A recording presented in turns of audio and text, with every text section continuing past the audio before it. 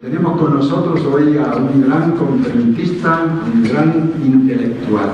Muchos de ustedes ya lo habrán escuchado, digo solamente algo de su currículum.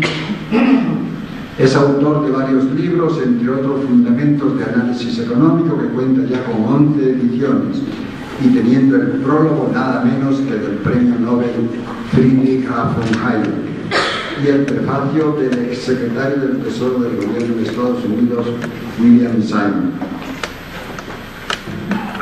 Liberalismo para liberales, otro libro, que fue un bestseller según encuestas del diario La Nación de Buenos Aires. Hacia el autogobierno, que es una crítica al poder político, con prólogo del premio Nobel en Economía James Buchanan.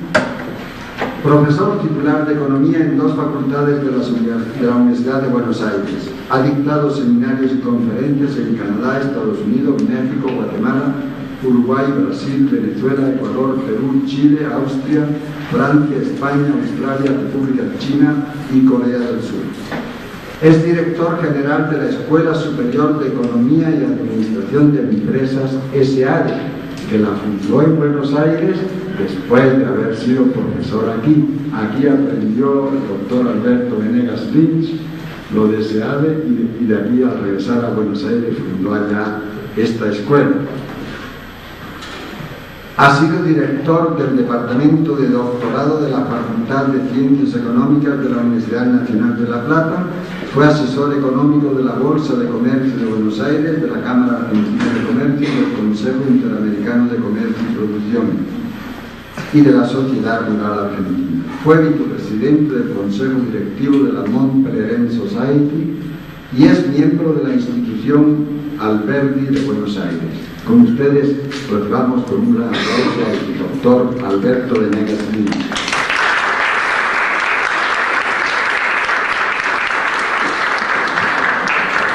Bueno, muchas gracias padre por la generosa presentación. Mi padre Roncero, tenemos una antigua relación, cuando estaba en Guatemala, daba clases, entre otros lugares, en el teologado a sacerdotes salesianos y monjas de María Auxiliadora, a los empresarios. El tema que vamos a conversar hoy es el tema vinculado a los temas monetarios. Creo que está un poco subido en torno a este. ¿Hola? Está un poco alto, me parece. Y para entrar a este tema, en primer término me gustaría, después de estas reflexiones, tener algún feedback de ustedes y algunos comentarios, preguntas y opiniones y discusiones, en fin. Pero para poder entender los procesos monetarios, que a veces se explican apoyados en una serie de gráficos y de curvas y de matemáticas, me parece más bien tratados de hidráulica y no de economía, en realidad es un concepto relativamente sencillo, disfrazado y puesto con una serie de máscaras deliberadamente para complicar algo que, como digo, no es su naturaleza complicado. Pero para poder entender la naturaleza de estos procesos monetarios y sobre todo para poder ir a la raíz del problema y corregir de cuajo en el fondo del problema, las cuestiones monetarias, inflacionarias, deflacionarias y todos los problemas de los distintos modelos que hay, todo, creo que es útil hacer una especie de secuencia de la moneda. Y si ustedes estudian historia monetaria de Guatemala, historia monetaria de Argentina, de Francia, de Estados Unidos, etc., van a ver el correlato, la relación estrecha que hay entre esta secuencia y las distintas historias monetarias, con alguna variante en cuanto a tiempo en que se mantienen distintos gobiernos en distintas etapas. Pero las etapas, la columna vertebral de este análisis es así. La primera etapa, el primer periodo en la evolución de la moneda es lo que se ha dado a llamar el cambio directo. Esto es cuando las comunidades son muy primitivas, cuando las relaciones comerciales o los intercambios son prácticamente inexistentes debido a sistemas autárquicos muy primitivos o porque no se conocía otras culturas o estados beligerantes permanentes. Se recurría al cambio directo, que es el trueque, es decir, una mercancía por otra mercancía. Pero a medida que se fueron multiplicando las transacciones, resultó claro, empezó a resultar claro que esto del trueque tenía complicaciones más o menos graves. Y esto es, si un fulano tiene un bien A y quiere un bien B, tiene que conseguir primero que la persona con que va a intercambiar quiera el bien A, y segundo, que tenga el bien B, y tercero, que la ratio, la relación, sea un A por un B, no 3B por un A, etc. Y esto, en todas las transacciones, lo hace muy difícil y en algunos casos imposible. Imaginémonos el profesor de violín que tiene hambre y quiere hacer una transacción con un panadero. Es raro pensar que el panadero se va a aguantar una lección de violín para hacer un intercambio. Lo probable es que el profesor de violín se muera por inanición y no se puede hacer la transacción. Resulta sumamente difícil en todos los casos y en otros imposible. Entonces, el proceso evolutivo, subrayo este punto que me parece muy importante, el proceso evolutivo, un proceso natural. La gente percibió que resultaba más expeditivo, más fluido, mejor, más rápido el hacer las transacciones a través de una, dos o tres mercancías que la gente, al darle un gran valor, eran de aceptación general. Entonces imaginemos que nosotros somos acá la comunidad y le damos un gran valor al cobre, o le damos un gran valor al maíz, o lo que fuera. Entonces es de aceptación general. Entonces, si todos le damos un gran valor, es fácil hacer las transacciones a través de maíz, digamos. Entonces alguien trabaja, recibe maíz y aplica el maíz a lo que quiere, y no hay que estar con el asunto de A y B y todas estas complicaciones que dije antes. Independientemente que si no hay algo que está referido a un bien homogéneo, resulta imposible el cálculo económico. La contabilidad, hacer cálculos, esto es más barato que aquello, hay que referirlo todo a manzanas, o todo a cobre, o todo a maíz. Si hay trueque, si no hay una unidad homogénea, es imposible hacer cálculos, sumar y restar, en fin, etc. Entonces digo, esta segunda etapa se llamó el cambio indirecto. Y como seguramente ustedes han oído, fueron muchísimas las mercancías que se usaron, el ganado, y ahí vienen medios pecuniarios, el cacao, el café, en fin, muchas fueron las mercancías que se usaron. Ahora, acá viene otro punto que quiero subrayar muy especialmente, que cuando estamos hablando de mercancías, de aceptación general, esto no es algo inventado por algún burócrata que dice a partir de 1, 2, 3 ya esto es moneda, no. Esto es algo que antes de utilizarlo como medio de intercambio tiene un valor como mercancía, o mejor dicho, para ser más riguroso, la gente le asigna un valor, sea el cacao, sea el café, o sea lo que fuera. Entonces empezó a suscitar una especie de competencia de monedas, y algunas desplazaban a otras. Y es importante señalar que si hay una comunidad que está usando el café y hay otra comunidad que está usando el arroz, digamos, y una comunidad donde se está usando el café, alguna persona ve ventajas en usar el arroz, simplemente lo usa. No hay ningún problema de soberanía involucrado. Es un primer problema que quiero señalar. Esto es para complicar las cosas y porque tiene otras consecuencias. Esto que nos han convencido que el dinero es soberano, que están ahí los próceres y todo. Vamos a ver que esto es una cosa que no tiene sentido, que complica las cosas y es muy peligroso hablar en esos términos. Simplemente son mercancías que si la gente le da la gana la usa y si no le da la gana no la usa.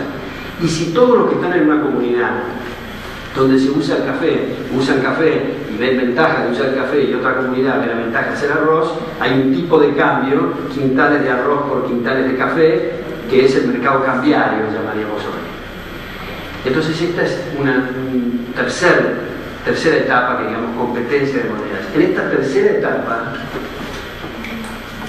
se pone más claro cuáles son las mercancías que tienen ventajas sobre otras, y triunfó el oro y la plata en esta competencia. No necesita pasar esto de nuevo en el futuro, es lo que ocurrió en el pasado, es una cosa descriptiva. ¿Por qué el oro y la plata? ¿Por qué tenía ventajas? ¿Por qué la gente veía que tenía ventajas sobre la plata respecto de oro?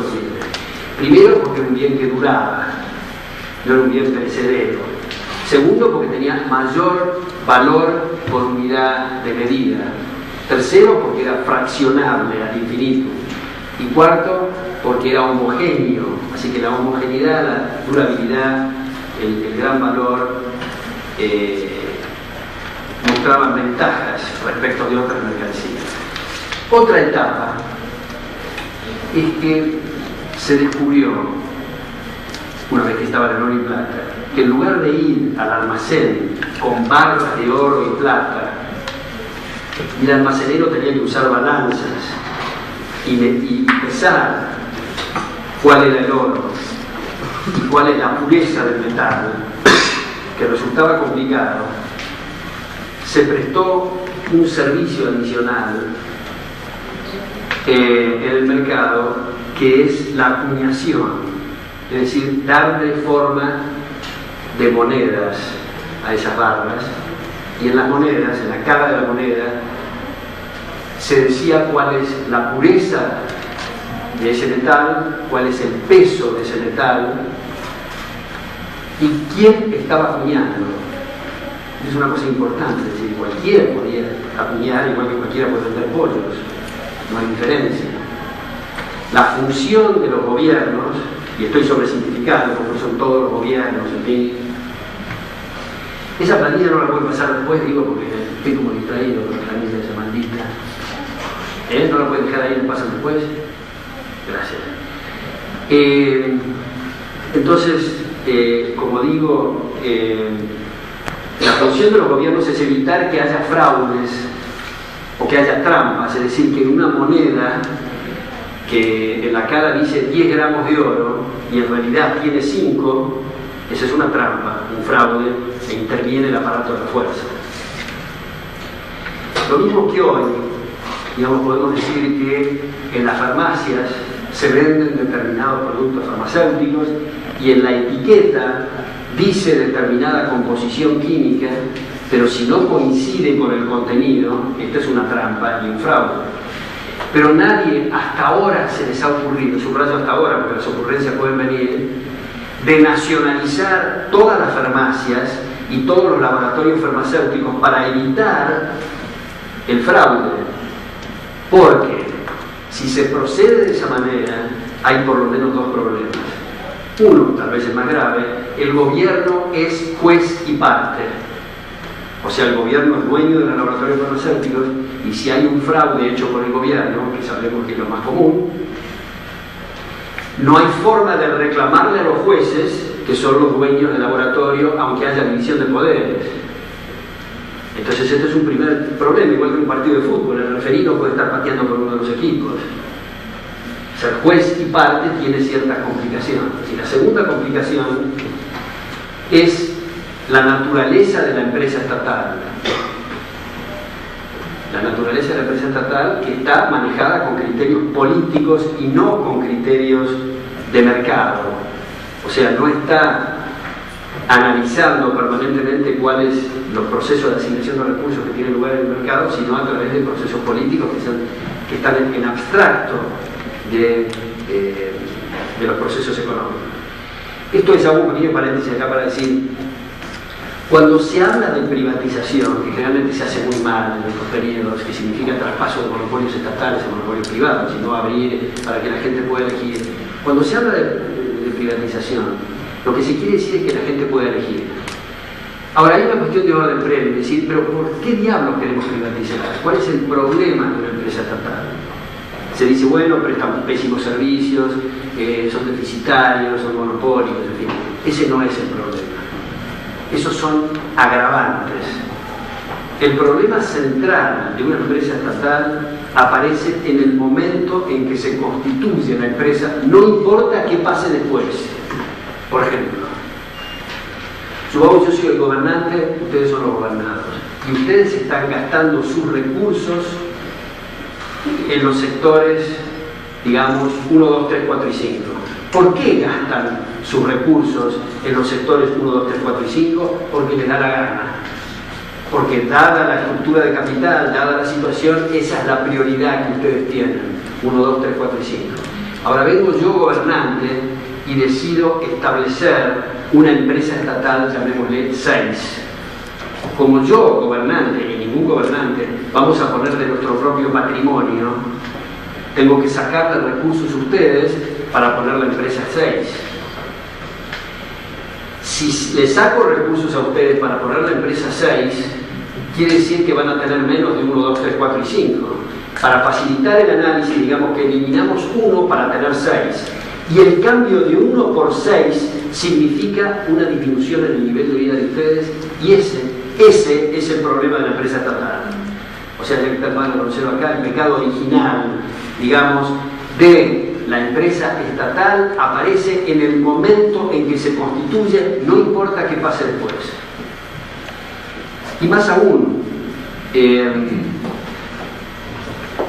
creo, especialmente en Latinoamérica, que es una gran ventaja que las empresas estatales o el sector público ande pésimo.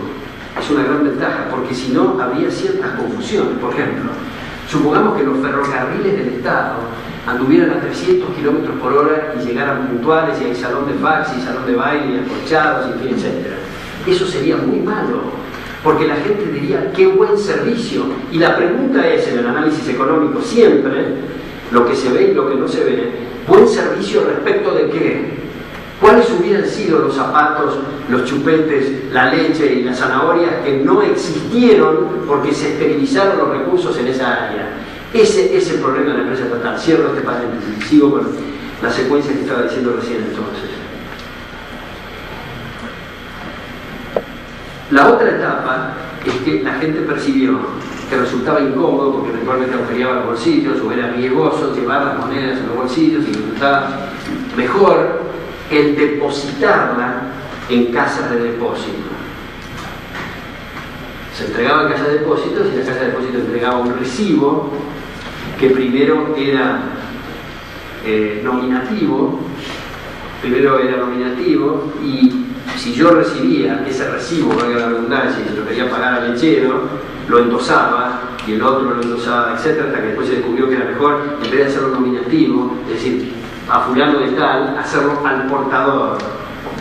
Con el tiempo, las casas de depósitos se llamaron bancos, y los recibos, billetes bancarios. Yo no me acuerdo del diccionario que dice cuál es la definición de billete, pero es un documento que se recibe como contrapartida del dinero que se deposita. Solo en los sistemas demenciales monetarios que estamos convencidos que realmente es dinero, los papelitos pintados que tenemos en los bolsillos. Son recibos por mercancía, dinero depositados. Abro acá otro paréntesis. Yo tengo una conjetura o una esperanza, digamos, que no sé si será correcta, pero con el progreso de la cibernética es probable, es posible, que no haga más falta tener billetes, porque las transferencias se hacen a través del sistema de computación. Y yo creo que esto va a ser bueno, porque va a obligar a la gente a hacer un close-up sobre la naturaleza de la moneda. Porque nadie va a trabajar 8 horas para arreglar televisiones para hacer una transferencia en el teclado por de aire. ¿Cuál es el activo que está atrás? Entonces, es bueno volver, digamos, a la fuente, cuáles son esos activos, cuál es la naturaleza, digamos, de la moneda, y repasar que el billete es un recibo. Ahora, este es otro punto muy importante, es un recibo.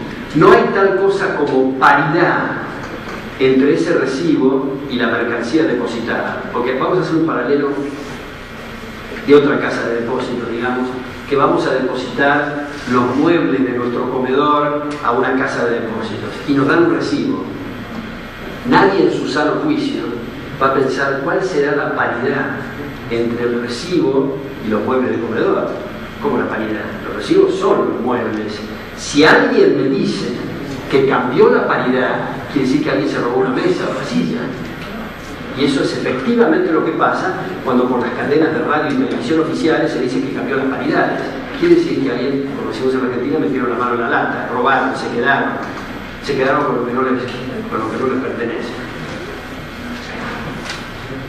Entonces, otra etapa, y acá empiezan las complicaciones, es que los gobiernos, y estoy sobresimplificando, ¿no? Lo que uno se dice en la Edad Media empezó el 4 de febrero a las 3:30 de la tarde, ¿no? Otras cosas no se puede decir, los gobiernos hicieron otra cosa, pero no puedo hablar de todo al mismo tiempo. Entonces digo, los gobiernos decidieron tener el monopolio de la acuñación.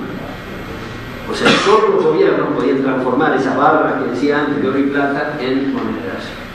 Y ahí empezaron las complicaciones. Vemos desde el Imperio Romano, la época del absolutismo de los Luises, etcétera, que aparecía la imagen del emperador o la imagen del rey, que decía 12 gramos de oro y en realidad tenía 5 y era obligatorio aceptarlo por 12 y la corona o el imperio se escuchaban la diferencia. Esto es un procedimiento, este es un precedente, quiero decir, de inflación monetaria, es decir, de recortar poder adquisitivo.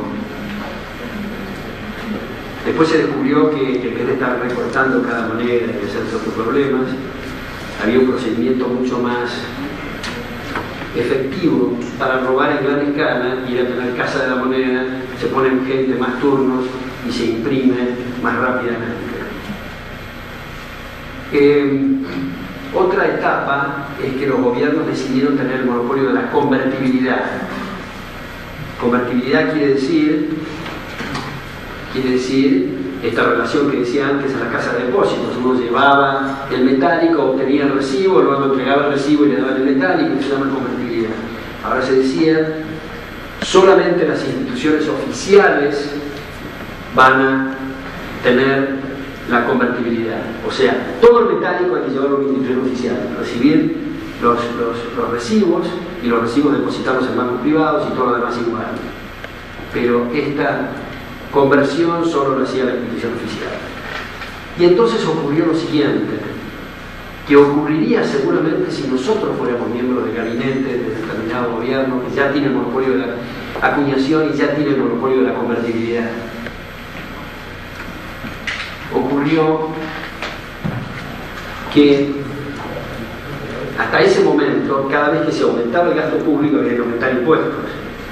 Pero llega un momento dado que uno de nosotros, porque es un problema de incentivos esto, no de buenos o de malos, algunos de nosotros dicen, bueno, pero ¿para qué aumentar impuestos nuevamente? ¿Por qué no nos financiamos a nosotros mismos? Por esta única vez, todas las catástrofes siempre empiezan por esta única vez. Ya está el problema de la guerra, ya está el problema en fin, ¿por qué no nos financiamos a nosotros mismos? Lo cual quiere decir imprimir recibos y salir a comprar tanques o salir a comprar rifles o lo que fuera, lapiceras, y todo. Ahora, cuando esto trasciende, o sea, llega a oídos de la gente, empiezan las reacciones. Y yo les pregunto a ustedes ahora, supongamos que yo soy el gobernante y tengo el monopolio de la convertibilidad de la acuñación y ustedes se enteran que yo estoy imprimiendo más recibos que oro hay, ¿qué tendrían a hacer ustedes?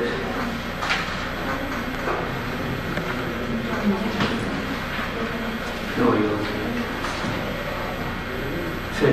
A retirar su oro. Exacto. A retirar el oro. La gente es muy idiota y sabe que el último que tiene los papelitos no va a tener oro, puesto que hay más papelitos que oro. Eso se llama una corrida frente a la institución de conversión. Y por lo tanto, la otra etapa son cierres transitorios en la convertibilidad,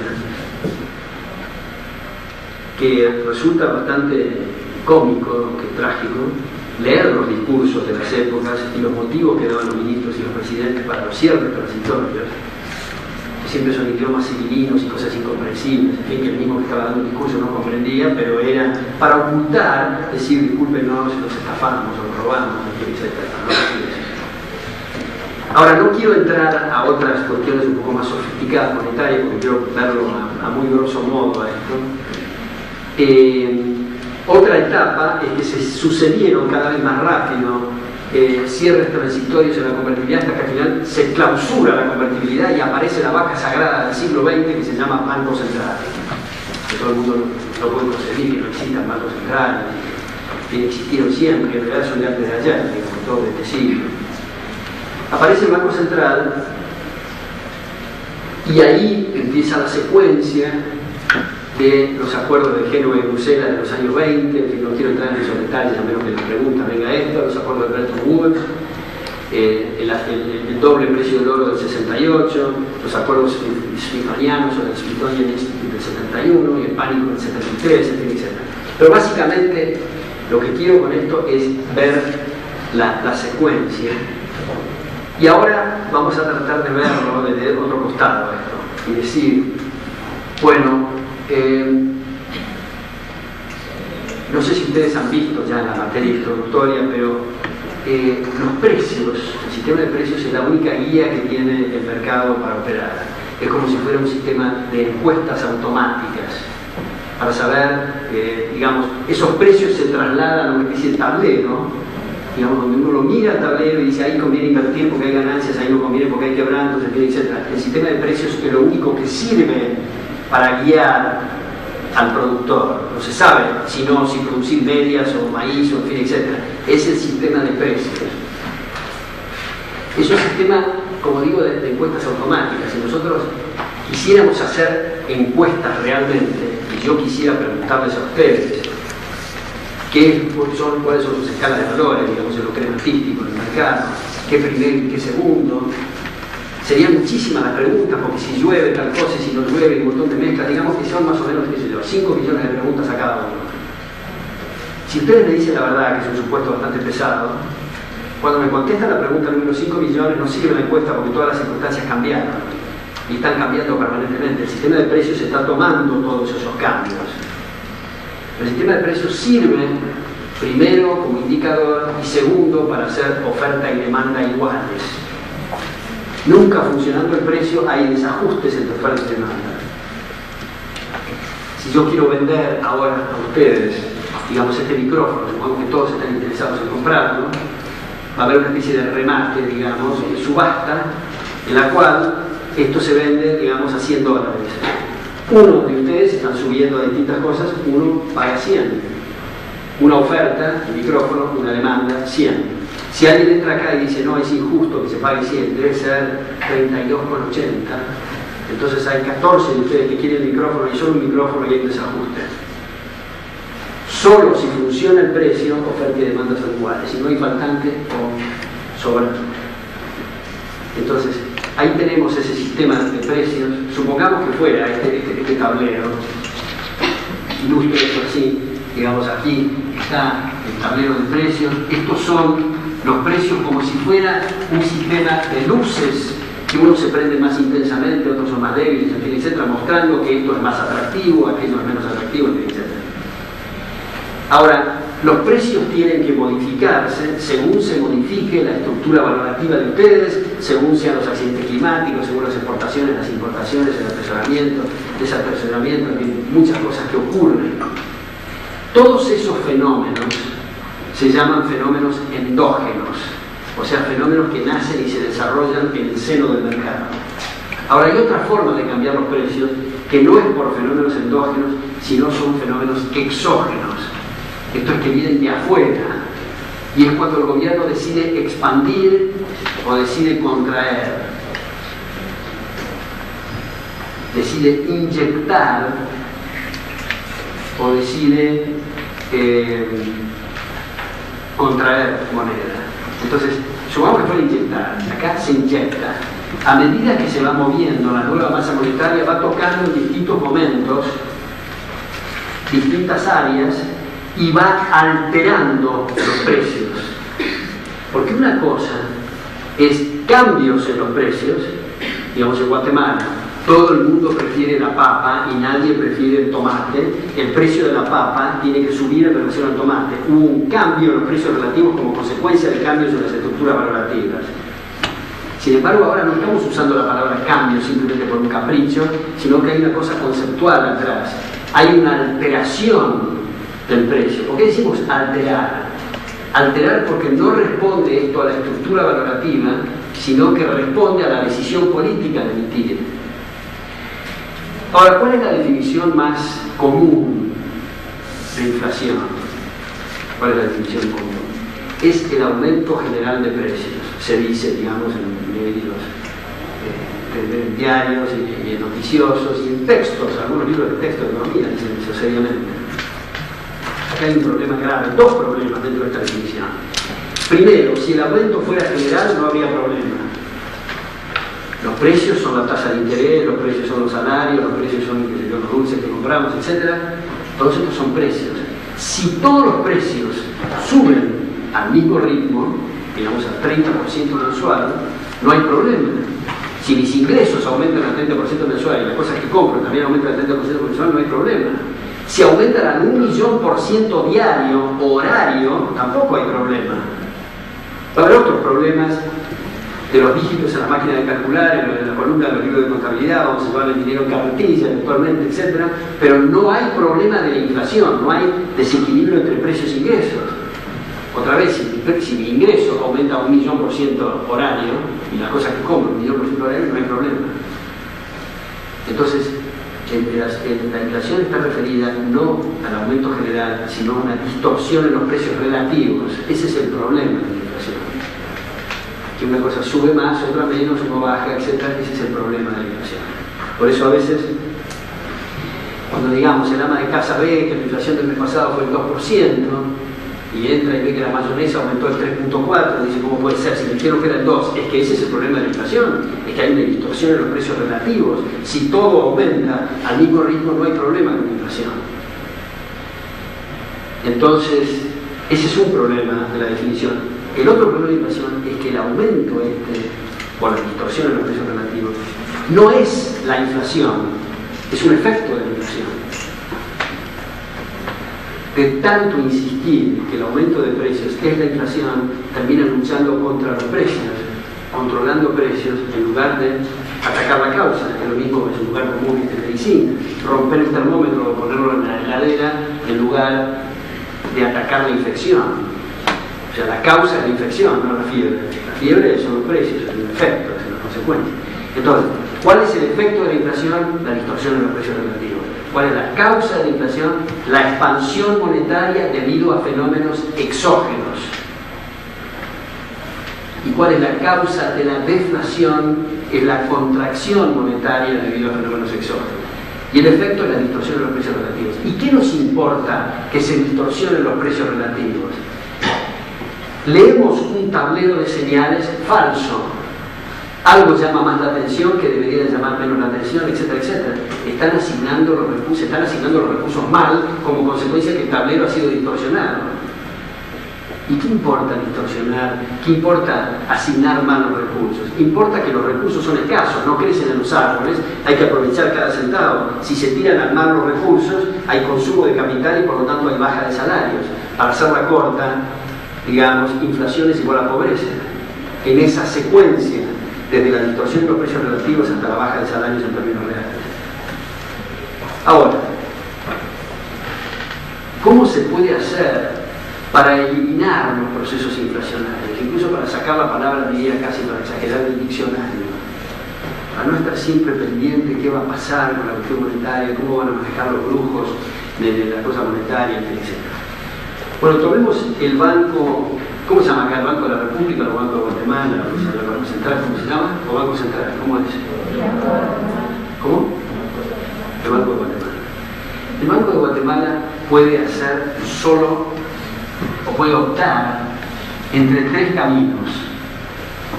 Decidir a qué tasa va a expandir, a qué tasa va a contraer, o si va a dejar igual la masa monetaria. No puede abstenerse de decidir esto porque entonces el mercado o la gente va a decidir por sus propios medios. Supongamos que se reúne la directiva del Banco de Guatemala y después de discutir mucho decide que hay que expandir al 3.5, generalmente se dan así con decimales para impresionar mucho a la gente, aunque no tienen la menor idea de lo que están haciendo. Pero no hay criterio racional para decidir esto. Si se decide expandir al 3.5, si me siguieron en el razonamiento que hice antes, los precios relativos se van a ver distorsionados como consecuencia de la decisión política de expandir al 3.5. Supongamos que deciden contraer al 8.1 como consecuencia de la decisión política de contraer al 8.1, se van a distorsionar los precios relativos. todas las consecuencias que ya dije. Supongamos que dejan igual la masa monetaria, este es el nivel. Y el mercado hubiera preferido más dinero. Quiere decir que estamos en un proceso deflacionario. Supongamos que hubiera decidido menos dinero, estamos en un proceso inflacionario. Y supongamos que lo del Banco de Guatemala justo colocan el dinero, la cantidad de dinero, en la misma cantidad que quería la gente. La pregunta es, ¿para qué diablos se metieron? Si va a ser lo mismo que quería la gente, primero. Y segundo, la única forma de saber lo que quería la gente es dejarla que opere. Entonces la conclusión de esto, me gustaría transmitir este mensaje, es que el dinero es igual que el tomate, los pollos y los zapatos. Si alguien se está preguntando, ¿pero cómo? ¿Nadie va a controlar esto? También pregunten, ¿quién va a controlar los zapatos? ¿Quién va a decidir qué cantidad de tomate va a haber? El mercado, ustedes. ¿Quién va a decidir la cantidad de dinero, que es dinero mercancía, otra mercancía más, que decidimos, supongamos que fuera la pizza, o que fuera la lapicera, o que fuera el oro, o el platino? ¿Quién va a decidir la cantidad de ese dinero que por ahora elegimos que es el platino? El mercado, la gente. Nadie dijo que tiene que ser estable. Puede ser estable si la gente quiere que sea estable. ¿No lo estoy divirtiendo? Me está durmiendo, ¿no? ¿Te aburro mucho? Bueno, entonces, el Banco de Guatemala solo puede operar en estos tres canales. Entonces, lo que quiero concluir con esto es que el problema está en el Banco de Guatemala. El Banco de Guatemala no puede no meter la pata, no puede no equivocarse. No es que sean malos, porque digan, no, saquen al presidente del Banco de Guatemala y póngame a mí, porque yo sí sé manipular el dinero y los del Banco de Guatemala no tienen la menor idea. No es un problema de manipular bien o mal, es un problema de abstenerse de manipular. El problema está en la manipulación. Y esto no va para el Banco de Guatemala solamente, pero para el Banco Central de la República Argentina, para la Reserva Federal de Estados Unidos, para todos los bancos centrales, para todos los brujos monetarios, digamos. Entonces, ¿cómo se podría hacer para salir de este tema, si es que hemos comprendido el problema gravísimo que implica la distorsión monetaria? Esta sala se llama Hayek, y Hayek sostiene que la única razón por la cual hay Banco Central y curso forzoso, es decir, la obligación de la gente de aceptar el dinero otorgado por el gobierno, es para estafarlos mejor, igual que el cuento del lobo feroz, para sacarles más recursos, solo. Nada de soberanía ni proteger patrimonios, etc. Son los mayores destructores del patrimonio. No hay ninguna razón para que el gobierno esté metido en el negocio monetario. Sí tener jueces, sí tener Estado de Derecho, sí tener leyes, sí castigar con toda la severidad del caso cuando hay fraudes, etc. Desde luego que nadie, cuando ustedes o sus padres se les deteriora el patrimonio por procesos inflacionarios o deflacionarios, etc., nadie en su sano juicio va a gastar abogados para hacer un juicio al Banco de Guatemala porque los estafaron a través de la inflación. Es una pérdida de tiempo, se lo van a estafar igual porque tienen el apoyo de la fuerza y les da la gana. Y en todas partes ocurre lo mismo. Entonces, otra vez, cuando la gente se pregunta, ¿pero cuál va a ser la moneda, la que quiera la gente? ¿Qué cantidad de moneda va a haber la que quiera la gente? Igual que con los pollos, igual que con los lápices, etc. Ahora, ¿cómo podría ser la secuencia? Hablando de secuencias o de caminos para llegar a un objetivo, hay muchos debates sobre esto. Se me ocurre la siguiente. El Banco de Guatemala tiene dólares en su activo. No importa cuántos dólares tenga. Y por otro lado, la gente tiene quetzales. El primer paso es que el Banco de Guatemala compre todos los quetzales. Comprar todos los quetzales quiere decir entregar dólares. ¿A qué ratio? ¿A qué tipo de cambio? Al tipo de cambio que surja de dividir la cantidad de dólares por la cantidad de quetzales. Una vez que obtiene todos los quetzales, incinera los quetzales, los esteriliza y tiene la gente dólares. Al dólar no se le da curso forzoso, lo cual quiere decir que si no quieren el dólar y quieren convertirlo a yen, o a francos, o a marcos, o al oro, o a lo que fuera, lo pueden hacer. Y a partir de ese momento se cierra el Banco Central. La gente tiene dólares y, como digo, si quiere salir del dólar, se sale del dólar. Y acá, de paso, se han matado varios pájaros de un tiro, en el sentido que primero ya no hay más discusión del tipo de cambio. que estaban cansados, sus padres de oír discusiones de tipo de cambio, están en dólares todo, ya no hay más discusiones de tipo de cambio. Segundo, se le ha sacado el escudo de protección a muchos empresarios que dicen, yo creo en el libre cambio, pero no pueden bajarme los aranceles con un tipo de cambio falseado. Se eliminó la discusión del tipo de cambio, ya no hay esa fachada, digamos, para los empresarios.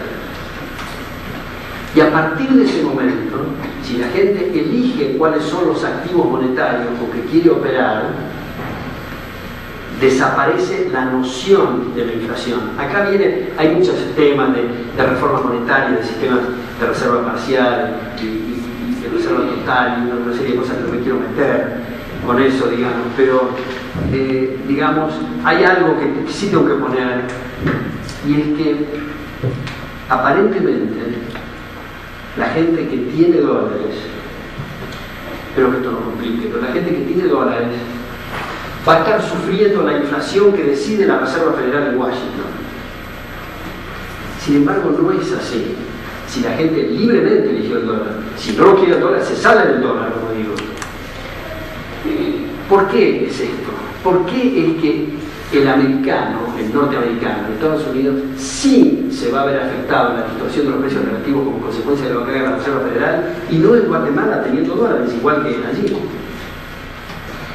Vamos a tratar de explicar esto. Supongamos que haya dos comunidades, la comunidad A y la comunidad B. La comunidad A está comiendo zanahorias, la comunidad B también está comiendo zanahorias. La comunidad A lo hace a la fuerza, la comunidad B lo hace voluntariamente. La comunidad A es desgraciada, la comunidad B es feliz. Y los dos están comiendo zanahorias. El tema es la voluntariedad, digamos, qué activo se va a elegir. Y tengamos en cuenta que cuando estamos hablando de elegir activos, no quiere decir que el valor del activo no cambie. Si se elige una vaca, si se elige el oro, el platino, el valor de ese activo, igual que nuestras casas. Nosotros elegimos nuestra casa, la compramos, etc., pero no elegimos cuál es el valor de nuestra casa. El valor de nuestra casa, del reloj, de lo que fuera, está decidido en el mercado. Lo mismo va para los activos monetarios. Entonces, un punto central, me parece a mí, en la política monetaria, para evitar crisis recurrentes y siempre estar pensando si tal ministro va a cambiar, tal presidente del Banco Central, y el fine-tuning, como se usa esa expresión, que es también tragicómica, ¿no? ¿Qué pasa acá, no? Contracción monetaria, tasa de call del 48%, ese es el fine-tuning del Banco de Guatemala. Y de otras partes es lo mismo, no quiero cargar más títulos en el Banco de Guatemala. Y esto no es otra vez una cuestión de soberanía, son mercancías universales. El poner los próceres en nuestros billetes es una falta de respeto al prócer. De manera que, igual que el pollo, alguien compra un pollo en Estados Unidos o compra un pollo en Honduras o en Argentina, no se está afectando la soberanía del pollo, digamos. Y lo mismo pasa en la cuestión monetaria. Bueno, esta es la reflexión que quería hacerles. Me gustaría oír los comentarios de ustedes. ¿Tiene algún comentario? Sí. Digamos, el Banco de Guatemala, para recoger hectáreas, sube la tasa de interés, ¿verdad? Para que la gente invierta. No, digamos, en lo que yo estaba diciendo recién, compra quetzales al precio, como el quetzal va a ser, según este camino, digamos, eliminado, la gente entrega quetzales y recibe dólares, no tiene que ver la tasa de interés. A lo mejor lo que usted está pensando es que cuando hay una contracción monetaria, como ha habido en Guatemala recientemente, va a subir la tasa de interés, efectivamente. Pero acá no hay contracción monetaria. Hay algunas cosas, como digo, más complicadas, de técnica monetaria, más bien bancaria, que había que ver con el efectivo mínimo y todo eso, pero tal vez mejor comentarse eso. Pero digamos, si recogen quetzales, o sea, te van a pagar el interés de regreso. No hay cambio en la base monetaria, digamos, se está cambiando un papel por otro al tipo de cambio que signifique o que establezca esa relación, ¿no? Sí. ¿Qué opina de las opciones de caja de conversión y una moneda de curso fiscal que algunas personas han mencionado? Bueno, caja de conversión es lo que se dice que tiene la Argentina. Una caja de conversión o una institución de convertibilidad es un fulano con un gorrito habitualmente que está en una ventana, que recibe, digo, en la tradición de la literatura económica, recibe oro y entrega recibos, y viceversa. Pero no son recibos de un color por recibos de otro color, como es el caso argentino. Y más importante que eso, son instituciones mutuamente incompatibles o excluyentes el tener una institución de convertibilidad y un banco central paralelamente operando, porque o hay convertibilidad o hay intervención en la plaza financiera, bancaria, etcétera, que es lo que existe en Argentina. En Argentina, técnicamente, esto tal vez es un poco más complicado, pero digamos, lo que hay es tipo de cambio fijo con política monetaria pasiva, que a veces ha sido activa, con el llamado crisis de tequila, en fin, que ha sido tanto el efecto mate y no tanto el efecto tequila, porque se absorbe local, etcétera, ¿no? Siempre hay una tendencia a echar la culpa a otro y todas las cosas. Esto es el primer punto respecto de la convertibilidad. Ahora, lo que usted le dice del curso fiscal, no sé qué quiere decir. Bueno, yo he escuchado que según esta idea es que se adopta el mismo esquema de curso, o sea, que la gente es libre de escoger la moneda con que sea. Eso es eliminar el curso forzoso. Pero, o sea, y el curso fiscal no sé qué es. O sea, claro, pero en el curso fiscal pues es eso, más lo único es que para las operaciones relacionadas con el Estado pues se trabaja con esa moneda, impuestos. Bueno, está bien, es interesante eso. Está bien, a ver, una opción para cobrar los impuestos, es decir, vamos a cobrar los impuestos en yen o a cualquier moneda equivalente. Otro es, recibimos solamente impuestos en dólares o en marcos, en fin. Pero es indistinto. Si hay un mercado libre, lo importante es ver cuál es el monto, cuál es la alícuota, ese momento que puede tener denominación cualquiera y pagarse con otra moneda en su equivalente en el valor del mercado.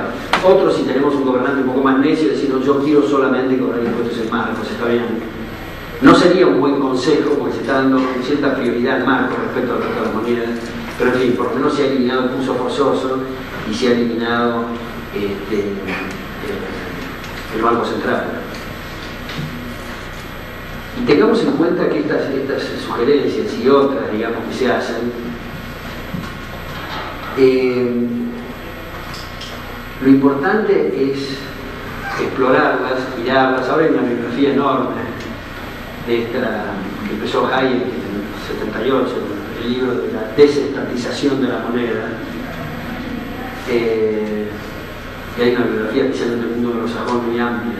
Pero lo importante es ver las virtudes y eventualmente los defectos de la propuesta y no ponerse así como los corderos o las masas, digamos. No, eso no lo hace nadie, o eso es una cosa nueva, porque como decíamos ayer, el otro día acá, con ese criterio no hubiéramos nunca aceptado hablar de las leches y seguiríamos con el garrote porque era nuevo.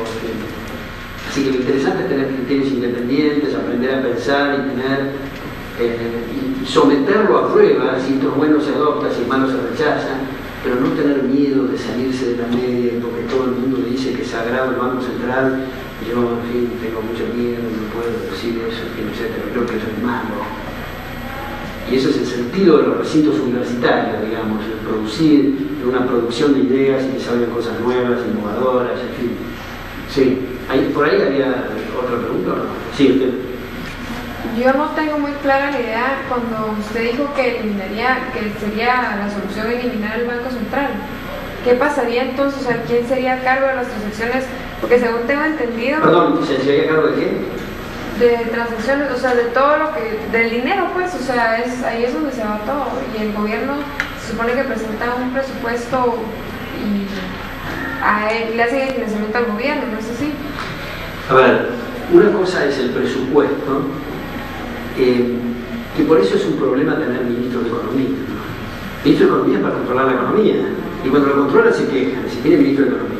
Hay que tener un ministro de Hacienda Pública o de Finanzas que sepa sumar y restar, que sea una persona honesta, que cobre la menor cantidad de impuestos y que lo aplique a las actividades específicas del gobierno. Esas cosas de los planes y la ingeniería social, el ministro de Economía, es una cosa completamente incompatible con una sociedad abierta y el respeto recíproco, ¿no? Ahora, de todas formas, tienen que hacer un presupuesto, es decir, ingresa 10, sale 8 y tenemos superávit de caja de 2, digamos, etc. Si no hay Banco Central, no hay curso forzoso, no hay tal cosa como déficit fiscal. No podría nunca entrar 6 gramos de oro y salir 47. Eso solamente se ve en estos sistemas absurdos que tenemos. Ahora, lo que usted preguntó de quién maneja las transacciones, no logro ver el sentido de la pregunta, ¿no? Porque las transacciones las manejamos nosotros dos. Yo le estoy dando una pizza y usted me da $2.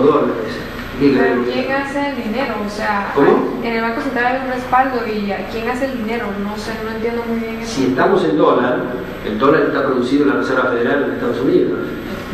Si estamos en tizas, es el productor de tizas. Si estamos en oro, es el de yacimientos auríferos. Si estamos en vacas, es el ganadero. Pero ¿quién hace los pollos? No, pero igual estamos dependiendo de un banco central. Pues. No, digamos no. A ver, minutos. Primero que lo que se requiere es, en el caso de Estados Unidos, mientras tengamos dólares, no estamos dependiendo en el sentido que nosotros elegimos quedarnos o no en el dólar.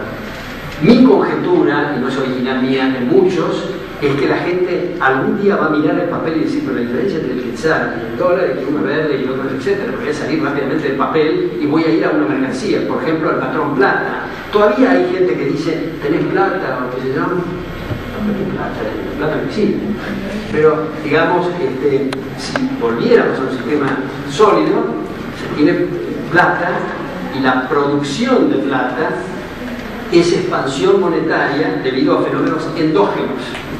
A ver, voy a tratar de explicarlo otra vez. Supongamos que todos los que estamos acá estamos en un sistema de plata. O sea, estamos intercambiando, haciendo las transacciones por monedas de plata o por papeles que representan plata o por transacciones en las computadoras cuyos activos que se están transfiriendo es plata. Ahora supongamos que nosotros, por alguna razón, le empezamos a dar mucho valor a la plata respecto de otros bienes que no son plata. Empieza a subir el precio de la plata en ese tablero, lo cual quiere decir que sube el poder adquisitivo, y el productor de plata que lee este mensaje produce más plata, y eso se llama una expansión monetaria debido a fenómenos endógenos. Todos los mismos razonamientos que podemos hacer de los vestidos, de los aros y de los pollos, hagámoslo con respecto a la moneda, porque es lo mismo. No hay un banco central de los aros, por suerte, ahora, un banco central de los vestidos. Y mucho peor si los bancos centrales establecen medidas tan irresponsables como la garantía de los depósitos.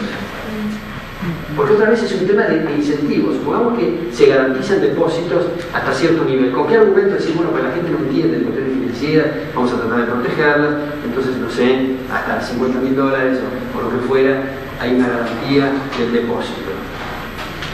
¿Qué hacemos nosotros? ¿Dónde colocamos el dinero? Colocamos el dinero donde la tasa de interés sea más alta. Y si alguien nos dice, no, pero no coloque ahí el dinero, porque los directores de ese banco son todos ladrones y tienen prontuario, no currículum, en fin, uno se ha pegado, el otro, etc. Y mi respuesta es, ¿y a mí qué me importa que tenga prontuario? Si paga la tasa de interés más alta y hay un letrero que dice garantiza el Banco Central, yo lo coloco ahí, total garantiza el Banco Central. ¿Y quién es el Banco Central? Los demás, generalmente los más pobres que nunca colocaron un peso, no vieron ninguna planilla de ningún tipo, etc. Esos son los que están garantizando las colocaciones irresponsables promovidas por las garantías de los depósitos. Sí. ¿Qué pasaría con un banco bancario y la función de representar? Bueno, crear y establecer un banco es una cosa muy delicada. Requiere mucha solvencia moral y material. En los sistemas que actualmente vivimos, donde hay Banco Central, seguramente no conozco la historia reciente de Guatemala, ustedes habrán visto que hay una serie de trampas y de componentes y gente que quebró y resulta que después apareció de nuevo con otro banco y se fugó a México y apareció de nuevo. Eso es típico cuando está el Banco Central. Acá, Si hay una corrida frente a un banco y no puede responder, tiene que responder ante la justicia, y él y las próximas 7 generaciones de su nombre desaparecieron del mercado. Esa es la diferencia. Es un tema de responsabilidad. Y la gente, como escribe Lawrence White, digamos, en el caso de Escocia, cuando funcionaban el sistema, etc., la gente que no entiende en cuestiones financieras, asegura sus depósitos, porque cuando las primas empiezan a subir, dice que hay riesgo ahí, por ejemplo.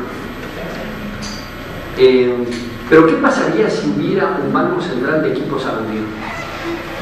Y que hubiera garantía, además, en la calidad de la compra. Ya no necesitaríamos más que la calidad de lo que compramos.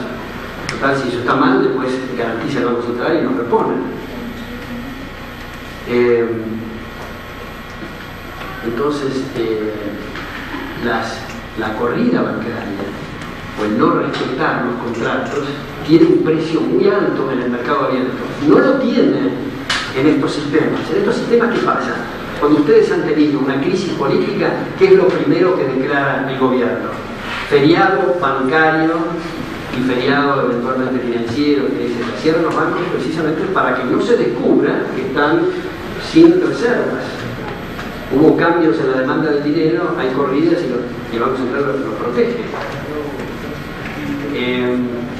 Ocurren cosas como, por ejemplo, en la Argentina, que el gobierno decide en determinado momento incautarse de los depósitos. Se llama el plan Bonex, porque siempre hay palabras así muy elegantes que ocultan el plan Bonex, que significa. Ahora, las empresas grandes y la gente de mayores recursos imputó contra impuestos, contra sueldos de la gente, etc. ¿Quiénes fueron los reales perjudicados? El pequeño ahorrista, que ahorró durante un tiempo largo y se lo robaron. Aquí en esta universidad ha habido ya foros de estos temas sobre si conviene este sistema de caja de convertibilidad o dolarización, etc. Y había opiniones diferentes, prácticamente no se concluye nada. Uno a favor, uno a favor, en contra,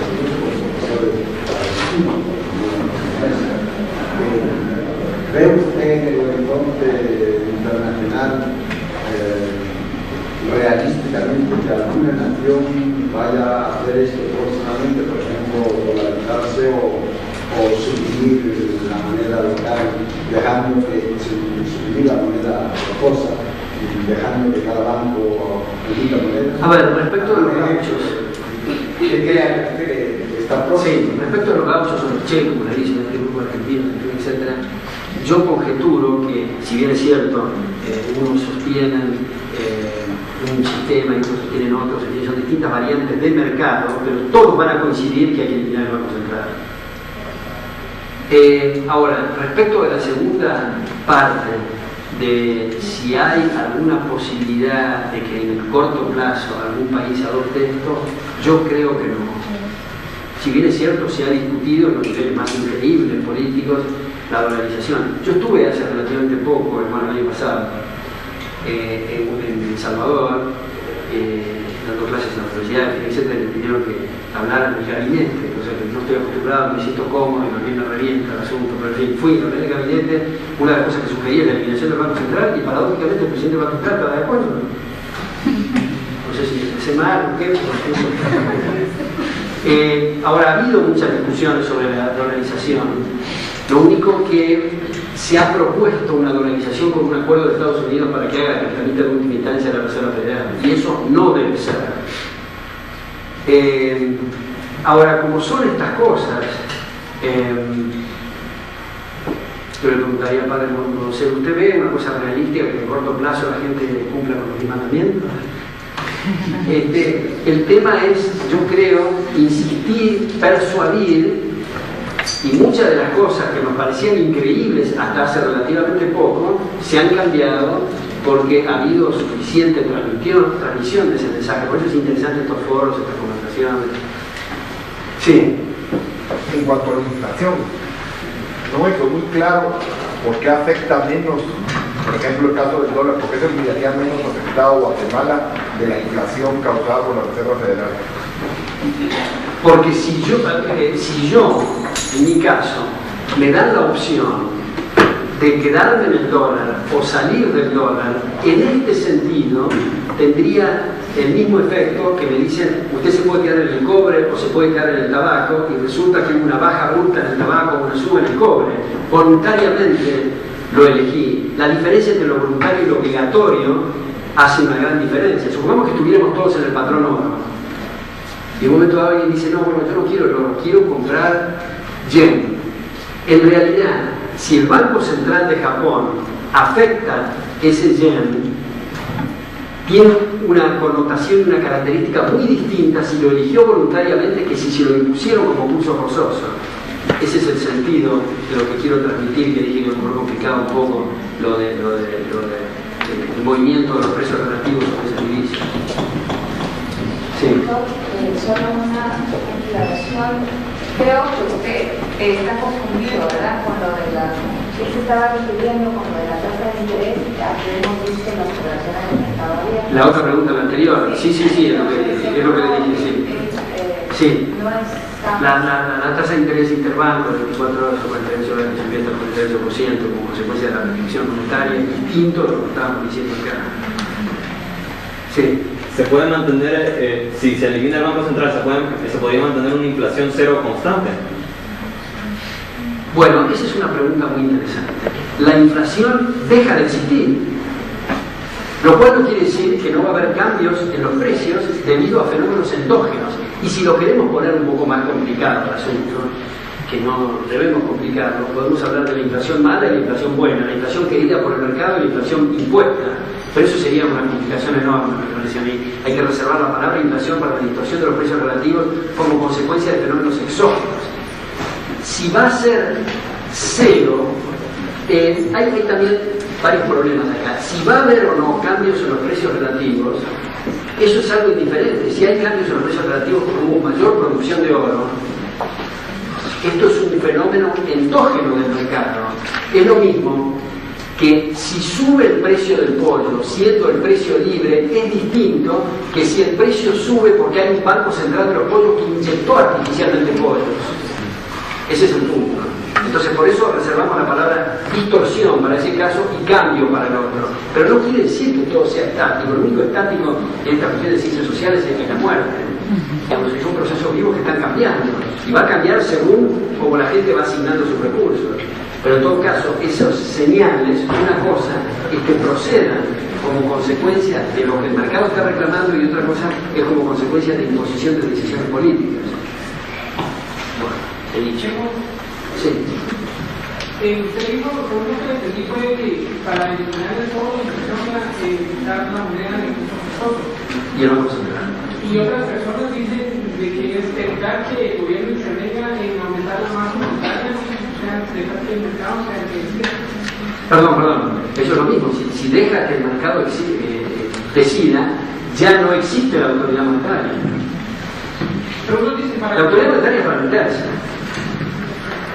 Pero uno dice que para curar la inflación que el gobierno dejara de digamos, sin respaldo de la producción. Pero la pregunta es, bueno, ahí entramos en otro problema con respaldo de la producción, pero digamos, la pregunta es, ¿qué cantidad de dinero quiere el mercado? No dejarlo tanto, porque si lo dejamos estando en una de las alternativas, dejar igual la base monetaria, podemos estar en procesos deflacionarios o inflacionarios según la gente quiera más o menos el mercado. Ahora, quisiera hacer una breve digresión con respecto a lo que usted dice de la producción. A veces se dice, bueno, hay que emitir para aceitar la máquina, porque cuando aumenta la producción se necesitan más medios de pago. Eso es un error, me parece a mí, porque los precios van a ajustar por la diferencia. O sea, si hay 5 manzanas en una comunidad y 500 en la base monetaria cada manzana parecían, y si baja de golpe la base monetaria a 5, cada manzana vale 1. No hay necesidad de mover, da lo mismo en la comunidad que haya 1 kilo de barra de oro o 1 millón, da lo mismo, se ajusta por los precios. Lo único que la gente va a decidir una mercancía que no haya demasiado, porque es muy incómodo pagar el colectivo con 6.700.000, etcétera, etcétera. Y que tampoco haya demasiado poco, porque es incómodo pagar el colectivo con 0.000001. ¿Cuál va a ser esa mercancía? Y esa es la historia monetaria. Eso es lo que la gente ha visto con ventajas en el oro y la plata, pero puede ser otras cosas, o una canasta, puede ser platino. Por más que uno tenga la simpatía con respecto a la mercancía, uno debería de poder imponer a los demás cuál va a ser el dinero que va a elegir para esa transacción. Sí, dos preguntas únicas. Sí. ¿No sería mejor dar exacto a la emisión privada en vez de empezar usando el dólar o otra moneda? Bueno, lo que dije recién de las transiciones son complicadas. Yo creo que un canal para ir a lo que usted dice es dado que la gente tiende a aceptar el dólar y sabe que es, a partir de ahí puede ir y eventualmente vaya en un proceso evolutivo a lo que usted dice.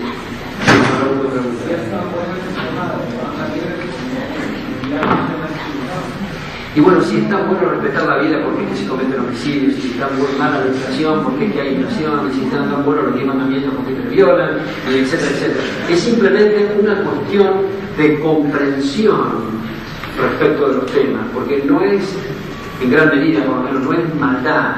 La gente tiene buen espíritu y es receptiva, etcétera, pero si en cátedras universitarias, digamos, se explica que es bueno tener un poco de inflación, porque eso reactiva la economía y asigna los recursos, y los chicos anotan eso, quién sabe los trabajadores y los economistas, etcétera, aplican esas medidas. No es una cosa de mala fe ni de mala intención, sino un tema de educación y de debate de ideas, digamos. Y nosotros tenemos que pensar que cuando íbamos al colegio nos enseñaban en lógica, una de las falacias se llama ad populum, es decir, si todo el mundo lo hace está bien, si nadie lo hace está mal. Eso es un error. Si todo el mundo se hace el harakiri, no es un argumento para que nos hagamos el harakiri. Bueno, muchas gracias. Bueno. Por ejemplo, si hiciera la paridad con el dólar, es cierto que al gobierno se le quitaría el poder de dinero, pero ¿cuál es la mayor? No hay paridad con el dólar, no paridad con el dólar, sustitución del dólar. Sí. Pero entonces, si sustituyéramos realizar por otra moneda de cualquier país, ¿qué desventaja tiene realizar ese método? ¿Qué gran desventaja? Porque todo método tiene sus ventajas y desventajas. Bueno, yo no veo las desventajas, por eso lo propongo. ¿Es una desventaja? No le veo desventajas. Lo que sí creo es que cuanto más rápido se haga y sea abierto, más rápido se va a ir a lo que se estaba haciendo. Bueno, muchas gracias.